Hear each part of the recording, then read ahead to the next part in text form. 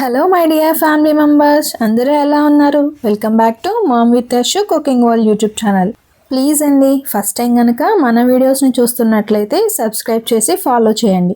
అలానే వీడియోస్ నచ్చినట్లయితే like and share comment కూడా చేయండి. ఈరోజు నేను చేయబోయే రెసిపీ వచ్చి గోరుచిక్కుడుకాయతో పుట్నాల పొడి వేసి ఫ్రై చేస్తున్నాను. ఇది చాలా టేస్టీగా ఉంటుంది. ఎలా చేయాలో ఒకసారి చూసేయండి. ఈ ఫ్రైకి ఎక్కువ ఐటమ్స్తో పని లేదండి. గోరుచిక్కుడుకాయలు, ఆవాలు, జీలకర్ర, వెల్లుల్లిపాయలు, కరివేపాకు, పుట్నాల పప్పు, ఎండుమిర్చి ఉంటే చాలా సింపుల్గా తక్కువ టైంలో చేసేసుకోవచ్చు. టేస్ట్ మాత్రం బాగుంటుంది. ముందుగా అయితే స్టవ్ ఆన్ చేసుకుని ఫ్లేమ్ మీడియంలో ఉంచుకుని కర్రీ కోసం ఒక ప్యాన్ అయితే పెట్టుకోవాలి.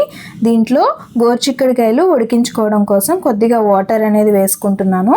ఇప్పుడు చిన్నగా కట్ చేసి పెట్టుకున్న గోరుచిక్కుడుకాయలని దీంట్లోకి వేసుకుని ఒక 10 నిమిషాల పాటు మీడియం ఫ్లేమ్లో మరిగించుకుంటే చిక్కుడుకాయలు అనేవి మంచిగా కుక్ అయిపోతాయి.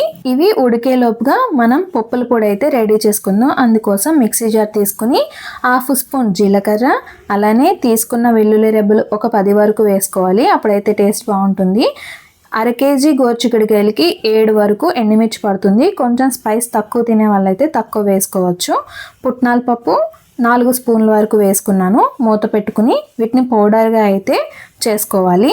ఇలా బరకగా మిక్సీ పట్టుకుంటే సరిపోతుంది. మరీ మెత్తటి పౌడర్లా అయితే చేసుకోకూడదు.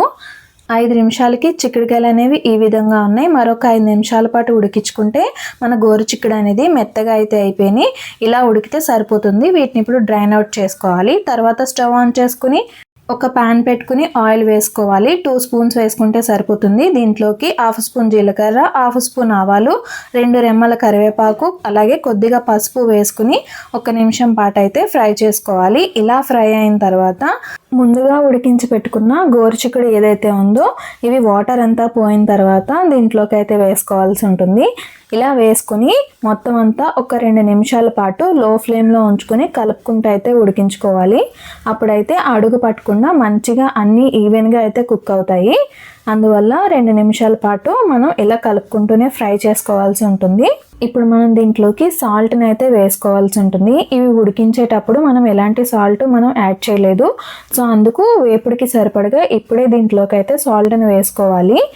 ఫ్రై ఐటమ్స్కి సాల్ట్ అనేది కొంచెం తక్కువగానే పడుతుంది. అది మీ టేస్ట్కి తగినంత అడ్జస్ట్ చేసుకుని అయితే వేసుకోవాలి.